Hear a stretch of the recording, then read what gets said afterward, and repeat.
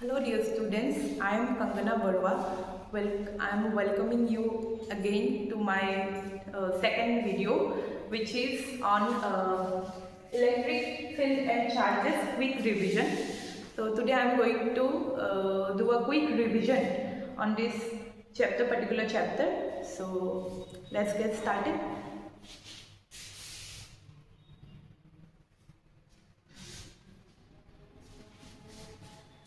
तो electric charges and field इस chapter में हम जैसे नाम में ही देख रहे हैं कि दो वर्ड है इलेक्ट्रिक चार्जेस एंड फील्ड। तो अगर मैं इंट्रोडक्शन की बात करूं चैप्टर की तो फर्स्ट आएगा electric charge. So what is the electric charge.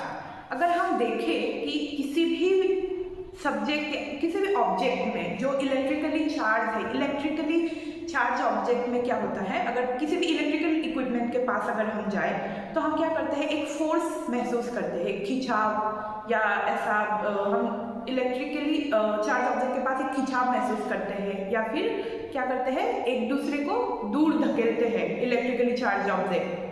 ठीक है, कोई भी charge object electrically charge object एक दूसरे को या तो खींचते हैं या तो दूर धकेल देते हैं।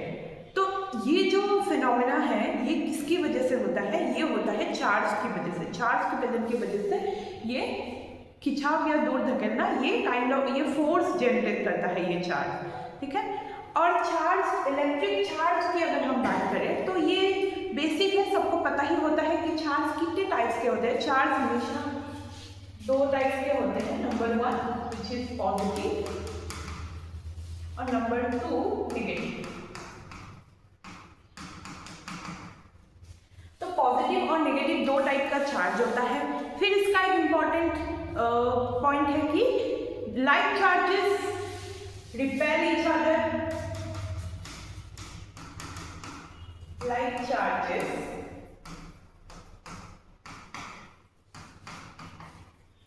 repel each other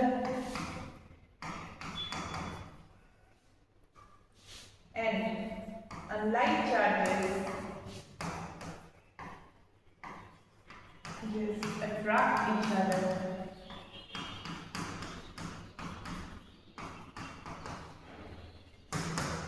है ना, ये तो हम बचपन से सुनते आ रहे हैं कि पॉजिटिव पॉजिटिव रिपेल करता है, पॉजिटिव नेगेटिव अट्रैक्ट करता है, या फिर नेगेटिव नेगेटिव रिपेल करता है, पॉजिटिव नेगेटिव अट्रैक्ट करता है। तो ये है चार्जेस की प्रॉपर्टी कि एक जैसा सिमिलर चार्जेस रिपेल करेगा और डिसिमिलर चार्जेस अट्रैक्ट करेगा। ठीक है, ये हो गया हमारा दूसरा पॉइंट। फिर आता है तीसरा पॉइंट। जैसे कि ये सिर्फ एक रिविजन है तो मैं आपको पॉइंट वाइज बोलती जाऊंगी कि क्या है इसका इम्पोर्टेंस।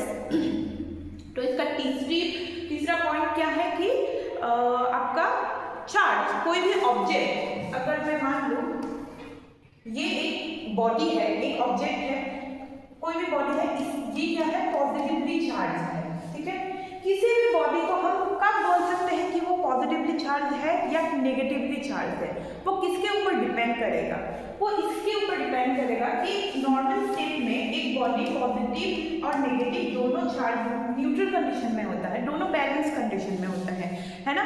तो हमको ये पता है कि जैसे मॉलिक्यूल्स हो गए, मॉलिक्यूल्स के अंदर एटम्स हो गए, एटम्स के अंदर क्या होता है आपका इलेक्ट्रॉन, प्रोटॉन और न्यूट्रॉन। तो क्या होता है, इलेक्ट्रॉन और प्रोटॉन, जो कि इलेक्ट्रॉन क्या करता है हमारा नेगेटिव चार्ज को रिप्रेजेंट करता है और प्रोटॉन करता है पॉजिटिव चार्ज को, राइट। तो अगर इस बॉडी में इक्वल नंबर्स ऑफ इलेक्ट्रॉन और प्रोटॉन होना पड़ेगा, ये बैलेंस कंडीशन में है जबकि, लेकिन अगर इस बॉडी में क्या हो गया, हमने इलेक्ट्रॉन लूज कर दिया। ठीक है, इलेक्ट्रॉन लूज कर दिया मतलब क्या हो गया, इसमें इलेक्ट्रॉन अगर मैंने लूज कर दिया तो क्या होगा, अगर ये वाला इलेक्ट्रॉन मैंने लूज कर दिया तो ये बॉडी क्या हो गया, इसमें नंबर ऑफ पॉजिटिव चार्ज बढ़ गए, तो नंबर ऑफ नेगेटिव चार्ज क्या हो गया, घट गया। मतलब इसमें क्या हो गया, पॉजिटिव चार्ज का नंबर बढ़ गया, तो मतलब ये वाला बॉडी क्या हो गया, पॉजिटिवली चार्ज हो गया। समझ आया, मतलब क्या, एक बॉडी में एक्सेस ऑफ चार्ज जो होता है, जिस टाइप का भी चार्ज एक्सेस में होता है उसी टाइप के चार्ज के अकॉर्डिंग हम बोलेंगे वो बॉडी उस टाइप से चार्ज है। मतलब अगर एक्सेस में पॉजिटिव चार्ज है तो बॉडी को हम बोलेंगे कि ये बॉडी पॉजिटिवली चार्ज है, अगर एक्सेस में नेगेटिव चार्ज है तो हम बोलेंगे कि ये वाला बॉडी नेगेटिवली चार्ज है। आई होप आपको ये समझ आ गया होगा कि हम कैसे डिनोट करेंगे, कैसे डिफाइन करेंगे कि एक बॉडी की क्यों पॉजिटिवली चार्ज है और क्यों निगेटिवली चार्ज है। हम तो ऐसे बोलते हैं कि अगर इलेक्ट्रॉन है एक बॉडी में, तो वो अगर इलेक्ट्रॉन को डोनेट कर देगा, अगर ये वाला इलेक्ट्रॉन ये बाहर निकाल देगा तो ये बॉडी पॉजिटिवली चार्ज बन जाएगा। हम ऐसे बोलते हैं कि दान देने से वो पॉजिटिवली चार्ज हो गया, राइट। और अगर कहीं से ले लिया उसने इलेक्ट्रॉन्स ले लिया तो वो नेगेटिवली चार्ज हो गया, हम ऐसे बोलते हैं। लेकिन एक्चुअल इसका फैक्ट यही है कि एक्सेस में जो चार्ज ज़्यादा होगा, जो एक्सेस में होगा चार्ज, उसी टाइप के चार्ज से ये बॉडी चार्ज होगा, मतलब ये बॉडी पॉजिटिवली चार्ज होगा अगर इसमें एक्सेस में पॉजिटिव चार्ज है। अगर वैसे ही इस बॉडी के एक्सेस में नेगेटिव चार्ज है तो ये बॉडी नेगेटिवली चार्ज होगा। Okay,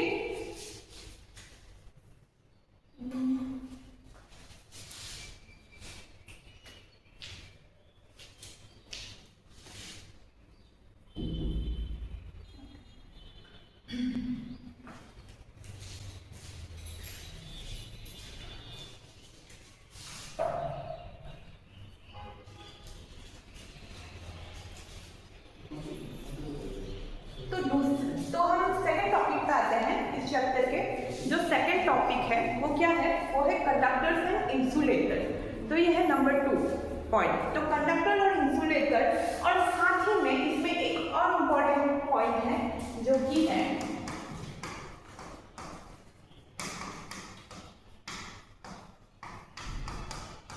semiconductor. ठीक है, तो कंडक्टर, इंसुलेटर और सेमीकंडक्टर आखिर होता क्या है ये। तो जैसे कि हम जानते हैं कि किसी भी ऑब्जेक्ट में, अगर किसी भी ऑब्जेक्ट में हमने मान लिया कि ये एक मेटल वायर है, तो इसमें क्या होगा, मेटल वायर है तो इसमें फ्री इलेक्ट्रॉन्स होंगे। तो जब भी फ्री इलेक्ट्रॉन्स एक जगह से दूसरी जगह पे मूव करता है, उसी मूवमेंट को हम क्या बोलेंगे, उसी मूवमेंट को हम क्या बोलते हैं, करंट बोलते हैं, है ना। करंट मतलब इलेक्ट्रॉन्स के मूवमेंट एक जगह से दूसरी जगह तक। तो ये अगर करंट हो गया तो मतलब इलेक्ट्रॉन्स फ्रीली मूव कर पा रहा है एक दूसरे से दूसरी जगह तक।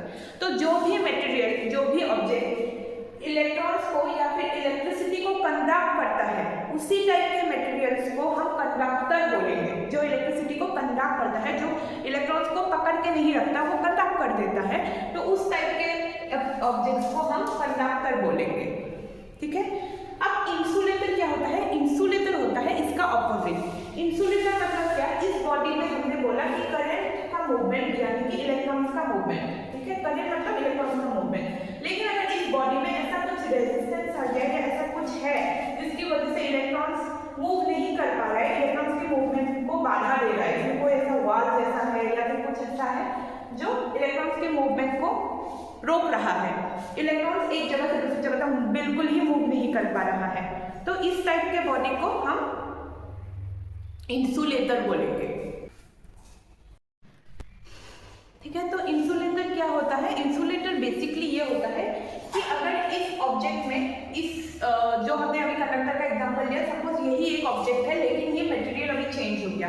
हमने मेटल का एग्जांपल लिया था, लेकिन अगर ये ऑब्जेक्ट अगर अभी वुड बन गया है या रबर बन गया है, प्लास्टिक बन गया है, तो क्या होगा, ये वाला ऑब्जेक्ट में इलेक्ट्रॉन ऐसे उतने ही फ्रीली मूव नहीं कर पाएगा। ये मटेरियल्स के ऊपर डिपेंड करेगा कि वो पर्टिकुलर मटेरियल इलेक्ट्रॉन्स को इतने आसानी से मूव करने नहीं देगा अपने अंदर से, तो वो बाधा देता है, इलेक्ट्रॉन्स के मूवमेंट को रोकता है।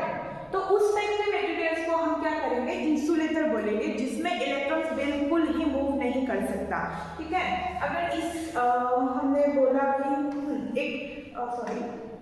एक मैंने वुडन ब्लॉक ले लिया है, ठीक है, इसमें क्या क्या इलेक्ट्रॉन्स है हर जगह, तो इसमें क्या इलेक्ट्रिसिटी, क्या ये वुडन ब्लॉक की कैपेसिटी है कि ये इलेक्ट्रिसिटी कंडक्ट कर सकता है? आंसर है नो। इलेक्ट्रिसिटी कंडक्ट क्या कर पाएगा वुडन ब्लॉक? बिल्कुल नहीं, क्योंकि इसका मटेरियल इस टाइप का बना हुआ है कि इसमें इलेक्ट्रॉन्स मूव नहीं कर सकते, फ्रीली मूव नहीं कर पाएंगे। तो मतलब ये वाला पर्टिकुलर बॉडी क्या बन गया, ये बन गया इंसुलेटर, जिसमें बिल्कुल ही इलेक्ट्रॉन्स का मूवमेंट नहीं होगा, है ना। जैसे अगर मैं एग्जांपल ले तो कंडक्टर का एग्जांपल अगर ले, हम घर में जो वायर्स यूज करते हैं हाउस वायरिंग में, मतलब डोमेस्टिक वायरिंग में, हम जिसमें लाइट, फैन, पंखा ये सब कनेक्टेड होता है, तो वो कंडक्टर बोलते हैं हम उसको, राइट। वो किस मटेरियल से बना होता है? कॉपर, सिल्वर, गोल्ड, ये सब बेस्ट कंडक्टर मटेरियल्स है जिसके जो क्या कैपेसिटी रखता है, इलेक्ट्रॉन्स को कंडक्ट करने की कैपेसिटी रखता है।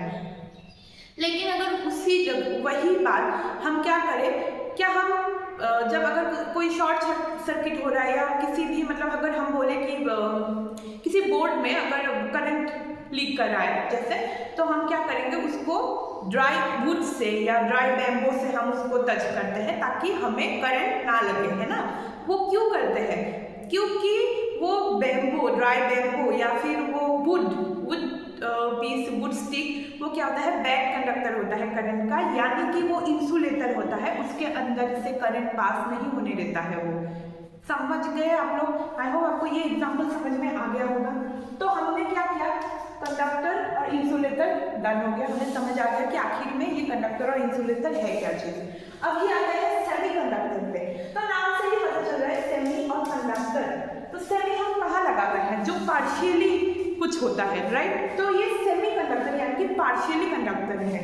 मतलब अगर कोई, फिर से मैं एग्जांपल लूंगी, कोई ऑब्जेक्ट जिसमें क्या हो गया आपका इलेक्ट्रॉन्स, अगर इसमें 3 इलेक्ट्रॉन्स एक टाइम पर्टिकुलर टाइम पे मूव कर रहा है, इसमें सिर्फ एक ही मूव कर पाएगा, है ना। तो मतलब ये मटेरियल क्या हो गया, ये ना ही कंडक्टर में आ गया ना ही इंसुलेटर में आया है, ये बीच में कहीं है। तो इस टाइप के मटेरियल्स को हम क्या बोलेंगे, इस टाइप के मटेरियल्स को हम सेमीकंडक्टर बोलेंगे। और इस सेमीकंडक्टर थोड़ा थोड़ा कंडक्टर जैसा बिहेव करता है, थोड़ा थोड़ा इंसुलेटर जैसा बिहेव करता है ना। ये आपको अगर मैं एग्जांपल दूं सेमीकंडक्टर का, तो ये एग्जांपल मैं नहीं दूंगी, आप लोग खुद से देखिए, खुद से सर्च कीजिए, आपके एनसीईआरटी बुक में भी है एग्जांपल, आप लोग एनसीईआरटी बुक में देखिए और हमें कमेंट में बताइए कि इसका एग्जांपल, सेमीकंडक्टर का एक एग्जांपल बताइए। आजकल बहुत ही ट्रेंडिंग में है सेमीकंडक्टर, तो आप सेमीकंडक्टर का एक अच्छा सा एग्जांपल हमें जरूर बताइए। तो हम नेक्स्ट टॉपिक पे मूव करते हैं। नेक्स्ट टॉपिक क्या है हमारा, हाँ, तो नेक्स्ट टॉपिक है हमारा चार्जिंग बाय इंडक्शन। इंडक्शन से चार्जिंग क्या होता है, इंडक्शन से चार्जिंग क्या होता है, अगर इसको समझने के लिए हम क्या करेंगे, 2 बॉल्स ड्रॉ करते हैं। मान लेते हैं ये एक मेटल बॉल है, ठीक है, मेटल बॉल है, मतलब इसमें पॉजिटिव नेगेटिव सब होगा, ये अभी बैलेंस स्टेट में है। और ये जो है ना, ये एक इंसुलेटिंग मीडियम के ऊपर खड़ा हुआ है, इंसुलेटिंग मीडियम के ऊपर खड़ा है।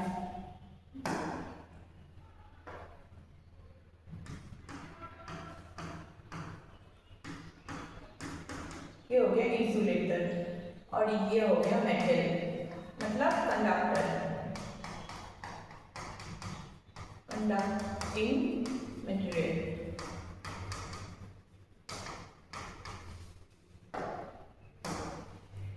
ठीक है, तो अभी हम क्या करेंगे, ये 2 मेटल अभी बैलेंस स्टेट में है ना, ये ना ही चार्ज है, ना ही पॉजिटिवली चार्ज है, ना ही नेगेटिवली चार्ज है, तो ये चार्ज बिल्कुल भी नहीं है। तो अभी हम इन 2 बॉल्स को चार्ज करेंगे इंडक्शन के थ्रू।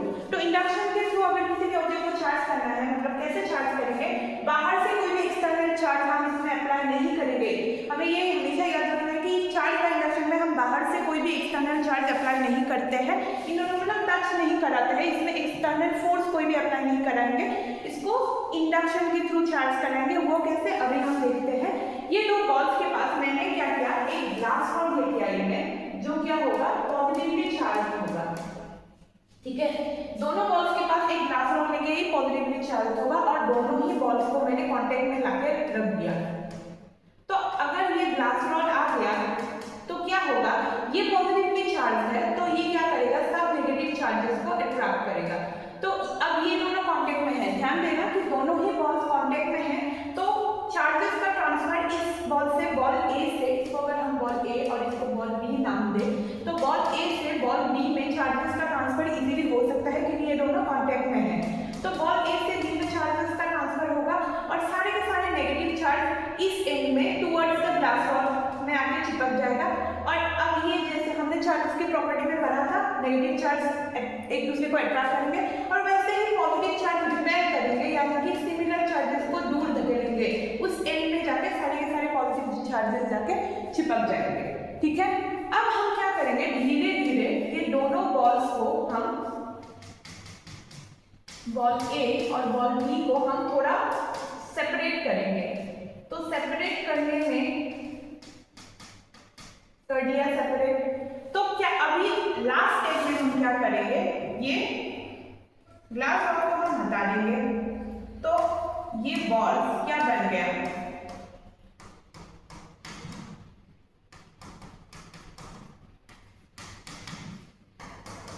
क्या ये बॉल दोनों जो न्यूट्रल स्टेट में था, बॉल ए और बॉल बी दोनों जो न्यूट्रल स्टेट में था, अभी हम देख पा रहे हैं कि बॉल ए नेगेटिवली चार्ज हो गया और बॉल बी पॉजिटिवली चार्ज हो गया। आपको ये देख के समझ में आया कि हमने दोनों बॉल्स में कोई भी एक्सटर्नल चार्ज अप्लाई नहीं किया है, ना ही मतलब कोई फोर्स लगाया है, सिर्फ एक glass rod, charge glass rod या चार्ज पार्टिकल को उसके पास ला के रखा है। तो ये जो प्रोसेस है कि जिससे हमने कोई भी एक्सटर्नल फोर्स या चार्ज अप्लाई किए बिना, डायरेक्टली अप्लाई किए बिना मतलब, तो हमने दो बॉडीज को चार्ज बॉडी में कन्वर्ट किया है, इसी को हम इंडक्शन बोलेंगे। ये ही प्रोसेस है इंडक्शन का, चार्जिंग बाय इंडक्शन। अगर आपके बोर्ड में लिखा जाए तो ये वाला एक सब्जेक्टिव क्वेश्चन है, इसमें अच्छा खासा मार्क आ जाता है, तो उसको अगर हमें डिफाइन करना है तो आप ये वाला एग्जांपल देख सकते हैं कि दो बॉल्स को हमने बिना छुए कैसे उन दोनों को चार्ज बॉडी में कन्वर्ट किया है। तो बॉडी ए बन गया पॉजिटिवली चार्ज और बॉडी बी बन गया, बॉडी ए बन गया नेगेटिवली चार्ज और बॉडी बी बन गया पॉजिटिवली चार्ज। ठीक है, होपिंग कि आपको इंडक्शन समझ में आ गया होगा अच्छे से। तो अभी हम नेक्स्ट टॉपिक में जाते हैं। नेक्स्ट टॉपिक क्या है इसका, ओके, तो नेक्स्ट टॉपिक है आपका प्रॉपर्टीज ऑफ चार्ज। तो चार्ज के कुछ प्रॉपर्टीज होता है, जैसे कि प्रॉपर्टी नंबर 1 एडिटिविटी। एडिटिविटी की बात करें तो अगर हम देखें एक कोई सरफेस है जिसमें क्या है, कुछ चार्ज है, सॉरी मैं इसको पॉजिटिव या नेगेटिव चार्ज से रिप्रेजेंट नहीं करूंगी, बस चार्ज बोलूंगी। ठीक है, कि एक बॉडी है जिसमें Q1, Q2 और Q3 चार्ज है। तो एडिटिविटी के अकॉर्डिंग इस पूरे बॉडी में टोटल चार्ज कितना होना पड़ेगा, इस पूरे बॉडी में टोटल चार्ज होगा, जितना भी चार्ज है ना उसका समेशन, यानी कि Q1 plus Q2 plus Q3। तो अगर कोई भी बॉडी में चार्ज कितना है, हम उसको निकालने के लिए टोटल चार्ज अगर निकालना है तो उसको क्या करेंगे, सिंपल सा उसको ऐड कर देंगे। तो ये है चार्ज का पहला प्रॉपर्टी जो कि है एडिटिविटी। ठीक है, दूसरा प्रॉपर्टी है चार्ज इज कंजर्व। दूसरा प्रॉपर्टी बोला कि चार्ज इज कंजर्व। कंजर्व मतलब अगर ये, फिर से हमने इसी सरफेस का एग्जांपल ले लिया, ये अगर सरफेस, ये बॉडी अगर किसी भी दूसरे बॉडी के कांटेक्ट में नहीं है, ये आइसोलेटेड है, इसको हमने आइसोलेट कर दिया, आइसोलेटेड बॉडी। आइसोलेटेड यानी कि किसी भी और बॉडी के कांटेक्ट में नहीं है, इसमें कोई भी चार्ज ना तो आ सकता है ना ही जा सकता है। हाँ, लेकिन चार्ज क्या कर सकता है, इधर से उधर घूम सकता है। ये Q3 अगर इधर था तो हम थोड़ी टाइम के बाद देखेंगे कि अगर ये बॉडी Q3 इधर पहुंच गया और Q1 इधर है और Q2 इधर पे है, तो ये चार्ज इज कंजर्व जो बोला गया है, ये मीन करता है कि किसी भी एक दिन बाद, 2 दिन बाद अगर ये आइसोलेटेड सिस्टम है तो इसमें जितना भी चार्ज था वो टोटल चार्ज कंजर्व रहेगा। जितना पहले चार्ज था Q1 plus Q2 plus Q3, एक दिन बाद भी, 24 घंटे बाद भी, 2 दिन बाद भी वो चार्ज उतना ही रहेगा, Q1 plus Q2 plus Q3, जब तक कि ये बॉडी आइसोलेटेड है। ठीक है, तो ये पॉइंट भी हमें समझ में आ गया कि चार्ज इज कंजर्व का मतलब क्या होता है कि चार्ज कंजर्व रहता है आइसोलेटेड सिस्टम में। ओके, तो नेक्स्ट पॉइंट है क्वांटाइजेशन। क्वांटाइजेशन का मतलब क्या होता है कि इस पूरे ब्रह्मांड में जितना भी चार्जेस है, जितना भी चार्ज है पूरे दुनिया में, वो चार्ज क्या होता है, एक इलेक्ट्रॉन के चार्ज के इंटीग्रल मल्टीपल होता है, जिसको हम कैसे डिनोट करते हैं, Q equal to N into E।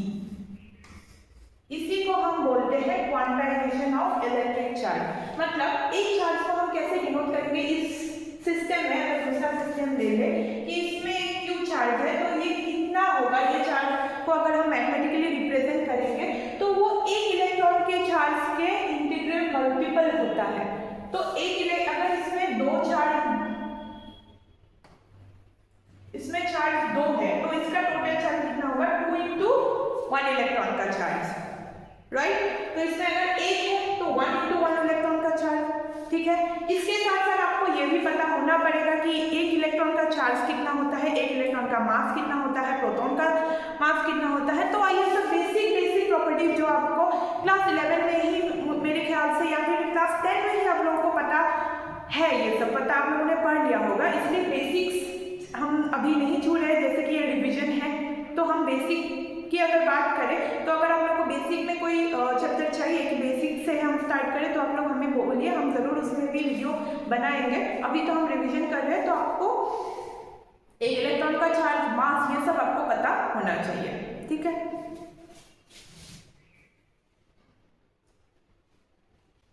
Hello dear students, I hope you like this video. If you like this video, then wait for part 2. We are coming with part 2 and stay tuned. Thank you.